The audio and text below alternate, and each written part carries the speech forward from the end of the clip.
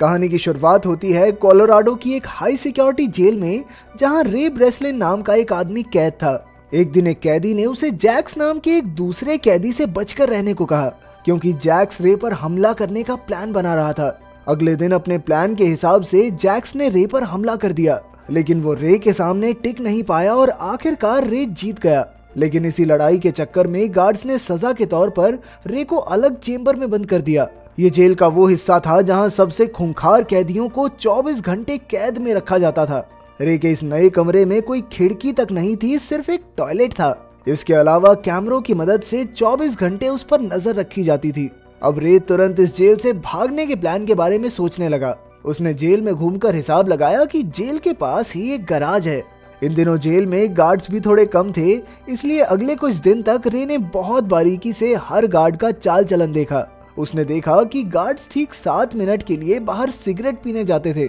अब उसे सिर्फ अपने कमरे के दरवाजे का पासकोड पता लगाना था। इसके लिए उसने खाने के साथ आने वाला दूध का प्लास्टिक उतारा और चुपके से पासकोड की स्क्रीन पर लगा दिया। जल्द ही उसे पासकोड के नंबर मिल गए और फिर उन्हें सही तरीके से अरेंज करना कोई बड़ी बात नहीं थी। इसके अलावा उसने बाहर मौजूद अपनी टीम तक भी खबर पहुंचा दी कि जिस दिन वो भागेगा उस दिन ठीक 4 बजे उन्हें साथ की गैराज में आग लगानी होगी। आखिरकार वो दिन आ ही गया और रे पासकोड लगाकर कमरे से बाहर निकला।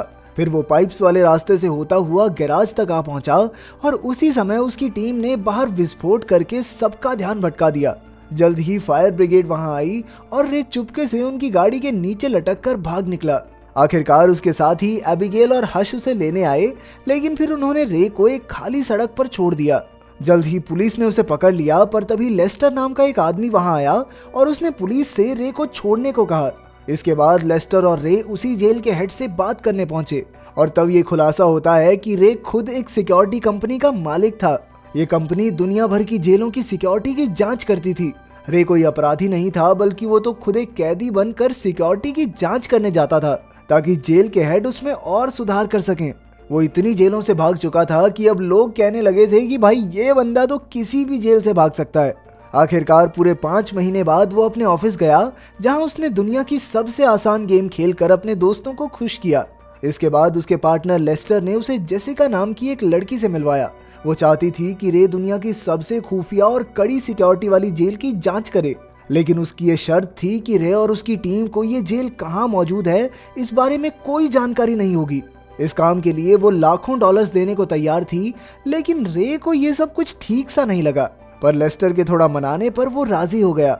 इसके बाद उन्होंने रे को एंथनी नाम के एक आतंकवादी की पहचान दी और फिर एबिगेल ने उसकी बाजू में एक ट्रैकर भी लगा दिया, लेकिन जल्द ही उसे किसी ने अगवा करके बेहोश कर दिया और उन लोगों ने बड़ी बेरहमी से उसकी बाजू में लगा वो ट्रैकर भी निकाल दिया। अब वो सीधा जेल में पहुंच गया ताकि उसे पता ना लग सके कि ये जेल कहाँ पर है। जब रे की आंख खुली तो उसने देखा कि वो एक कांच के डिब्बे में बंद था और उसके चारों ओर कई कैदी थे। इसके बाद रे की मुलाकात जेल के वार्डन हॉब्स से हुई, लेकिन रे को तो बताया गया था कि वार्डन का नाम मार्श होगा। वो समझ गया कि कुछ तो गड़बड़ जरूर है, इसलिए उसने वो खास कोड बोला जिससे वो इमरजेंसी में जेल से बाहर निकल सकता था। लेकिन हॉब्स ने उस पर कोई ध्यान ना देते हुए उसे जेल में भेज दिया। उधर एबिगेल और हश बाहर रे का पता लगाने की पूरी कोशिश कर रहे थे। वहीं जेल में रे ने देखा कि हर एक गार्ड ने एक जैसे कपड़े और मास्क पहने थे और उनका जब मन करता वो किसी को भी पीटने लग जाते। बाद में एमिल नाम का एक कैदी उसके पास आया और उसे बताया कि उसने कोई जुर्म नहीं किया, लेकिन फिर भी वो इस जेल में है क्योंकि कुछ लोग उससे उसके बॉस का पता निकलवाना चाहते हैं। तब रे को समझ आया कि यहाँ कोई असली अपराधी है ही नहीं, बल्कि यहाँ अमीर लोग अपने दुश्मनों को टॉर्चर करने के लिए भेजते हैं। अब उसे खूंखार कैदियों वाले इलाके में जाना था, इसलिए वो प्लान बनाकर एमिल से हाथापाई करने लगा। आखिरकार उन्हें खास कमरों में बंद कर दिया गया, जो अपने आप में किसी टॉर्चर से कम नहीं था। इस कमरे का तापमान इतना ज्यादा था जिसे कोई भी इंसान सहन नहीं कर सकता। वहाँ की तेज रोशनी से जल्द ही उन्हें चक्कर आने लगे और वार्डन कैमरे से ये सब देखकर मजे लेता रहा। फिर अगले दिन डॉक्टर कायरी रे को देखने आया। उसे रे पर थोड़ी दया आई, लेकिन जब रे ने उससे इस जेल का पता पूछा तो उसने कोई जवाब नहीं दिया। आखिरकार एमिल और रे को छोड़ दिया गया और रे ने बताया कि कमरे का फर्श एल्यूमिनियम की जगह स्टील से बना था। अब उसने एमिल से कोई मेटल की पत्ती लाने को कहा जिससे वो फर्श के नट बोल्ट खोल सके। इसके बाद एमिल को वार्डन ने बुलाकर एक बार फिर उसके बॉस मैनहम के बारे में पूछा, लेकिन उसने एक शब्द नहीं कहा। तो फिर गार्ड ने जबरदस्ती उसके मुंह में पानी की पाइप ठूसकर उस पर बहुत जुल्म किए। पर इस दौरान एमिल मेटल का एक टुकड़ा चुराने में कामयाब रहा। बाद में उसने रे से उसके प्लान के बारे में पूछा तो रे ने कहा कि उसके हिसाब से ये जगह जमीन के नीचे बनी है। अगर वो बोल्ट खोलकर यहाँ से बाहर निकल भी गए तो उन्हें ऊपर की ओर रास्ता बनाकर जमीन तक पहुंचना होगा। ये सब सुनकर एमिल को विश्वास हो गया कि कुछ तो पता है इस आदमी को, यही निकालेगा मुझे बाहर। अब वो प्लान के मुताबिक फिर से लड़ाई करके उन कमरों तक पहुंच गए। वहां रे ने कैमरा से छिपकर नट खोलने शुरू किए और काम होते ही एमिल को इशारा कर दिया ताकि वो गार्ड्स का ध्यान भटकाए। तभी एमिल चिल्लाने लगा और सब उसकी ओर देखने लगे। इतने में रे ने कागज से अपना कैमरा ढक दिया। इसके बाद वो फ्लोर से नीचे उतर गया, लेकिन तभी उससे गलती से एक पाइप टूट गई जिससे हर जगह पानी भर गया। आखिरकार जब वो ऊपर पहुंचा तो उसने देखा कि ये जेल जमीन पर नहीं बल्कि समुद्र के बीचों बीच पानी के एक विशालकाय जहाज में थी। इधर अंदर का पानी चारों ओर फैलने लगा था और तब रे तुरंत अपने कमरे में वापस लौट आया। उधर एबिगेल और हश ने लेस्टर से रे के बारे में बात की। असल में इस काम के लिए रे को जो चेक मिला था वो बाउंस हो गया, और तो और जेसिका का भी कोई अता पता नहीं था। इसीलिए उन्होंने लेस्टर को रे को ढूंढने को कहा, लेकिन लेस्टर तो कहने लगा कि रे को अपना काम करने दो। उनके जाने के बाद लेस्टर ने जेल के वार्डन को फोन किया और रे को पूरी उम्र वहीं रखने को कहा। तब ये खुलासा होता है कि लेस्टर अकेला ही इस कंपनी का मालिक बनना चाहता था, इसीलिए उसने ये नकली डील करके रे को हमेशा के लिए जेल भेज दिया। लेकिन एबिगेल और हश ने हार नहीं मानी। हश को टूम नाम की एक गैर कानूनी जेल के बारे में पता चला जिसमें लोग अपने दुश्मनों को रखते थे, लेकिन ये है कहां पर ये किसी को नहीं पता था। उधर जेल में रे और एमिल को पता लगाना था कि वो दुनिया के किस हिस्से में मौजूद हैं। इसके लिए रे ने डॉक्टर कायरी से मदद मांगी, लेकिन डॉक्टर ने उसकी कोई मदद नहीं की। खैर फिर रे ने गत्ता चुराया और जुगाड़ करके उससे सेक्सटेंट नाम का एक डिवाइस बनाया जिससे शिप की लोकेशन के पॉइंट्स पता किए जा सकते थे। पर इसके लिए उसे शिप के ऊपरी हिस्से में जाना होगा, इसलिए उसने जावेद नाम के कैदी से मदद मांगी। बाद में जावेद ने वार्डन के पास जाकर उसका जासूस बनने का नाटक किया और बदले में उससे खुली हवा में नमाज पढ़ने की इजाजत मांगी। अनजान वार्डन ने इस बात की मंजूरी दे दी और फिर अफरीदी ने उस डिवाइस के जरिए शिप के पॉइंट्स पता किए। आखिरकार रे ने हिसाब लगाया कि वो मोरक्को के पास अटलांटिक ओशियन में थे। तब एमिल ने उसे बताया कि उसका एक दोस्त मोरक्को में ही रहता है, अगर वो किसी तरह उस तक खबर पहुंचा दें तो वो अपनी टीम के साथ उन्हें बचाने जरूर आएगा। अब रे फिर से डॉक्टर कायरी से मिला और उसे मदद करने के लिए मना ही लिया। फिर रात को डॉक्टर ने एमिल के दोस्त को ईमेल लिखकर उनकी जेल का पता दिया। आखिरकार भागने का दिन आ गया और जावेद ने वार्डन को झूठी खबर देकर कहा कि ब्लॉक ए में लड़ाई होने वाली है। ये सुनकर वार्डन ने तुरंत सारे गार्ड्स को ब्लॉक ए में भेज दिया और खास कमरों पर सिर्फ 2 गार्ड्स रह गए।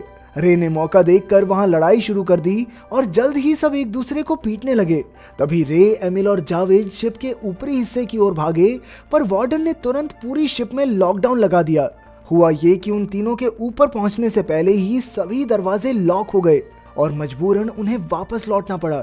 उसी वक्त एमिल का दोस्त अपने आदमियों के साथ हेलीकॉप्टर में वहां तक पहुंचा, लेकिन शिप में गार्ड्स और कैदियों के बीच धुआंधार गोलीबारी चल रही थी।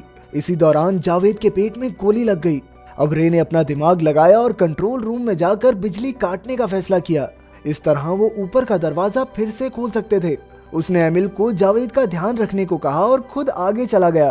तभी जावेद ने एमिल को भी आगे जाने को कहा, क्योंकि वो जानता था कि वो ज्यादा देर तक जिंदा नहीं रह पाएगा। मजबूरन एमिल को उसे छोड़कर भागना पड़ा और बाद में गार्ड्स ने जावेद को मार डाला। उसी वक्त रे शिप की बिजली काटने में कामयाब रहा और उधर एमिल भी भागकर छत तक आ गया। अब वो दौड़कर अपने दोस्त के हेलीकॉप्टर तक पहुंचा, लेकिन पीछे से जेल के गार्ड्स उन पर हमला करने लगे। पर उन्होंने हार नहीं मानी और गार्ड्स का सामना करते हुए रे के बाहर आने का इंतजार किया। लेकिन रे तो बदकिस्मती से अंदर पानी के टैंक में फंस गया था। गार्ड्स हर तरफ उसे ढूंढ रहे थे, इसलिए वो दरवाजा खोलकर सीधा समुद्र में कूद गया। तभी एमिल हेलीकॉप्टर में निकल पड़ा और उसने रे को समुद्र में डूबते देखा। उसने तुरंत हेलीकॉप्टर से सीढ़ी फेंकी और आखिरकार रे ने उस पर चढ़कर शिप में मौजूद तेल के टैंक्स पर अंधाधुंध गोलियां बरसाई। जल्द ही शिप में जोरदार धमाका हुआ और वार्डन अपने गार्ड समेत वहीं मारा गया। आखिरकार एमिल और रे सुरक्षित मोरक्को के किनारे पर आ गए थे। तभी एक गाड़ी उन्हें लेने आई और उसमें से जेसिका बाहर निकली। रे ने देखा कि ये तो वही लड़की है जिसने उसे इस जेल में भेजा था। जब एमिल ने बताया कि ये उसकी बेटी है तो ये सुनकर रे के होश ही उड़ गए। तब जाकर ये खुलासा होता है कि असल में एमिल ही मैनहम है और सबको लगता रहा कि मैनहम उसका बॉस है। उसने अपनी असलियत छिपा कर रखी थी ताकि उसके दुश्मन उसे मार ना डालें। इसके बाद हमें पता चलता है कि जेसिका अपने पिता को जेल से छुड़वाना चाहती थी, इसीलिए उसने धोखे से रे को इस जेल में भिजवाया। अंत में उसने रे को लेस्टर की सच्चाई बताई कि कैसे वो गद्दारी करके जेल वार्डन के साथ मिल गया था।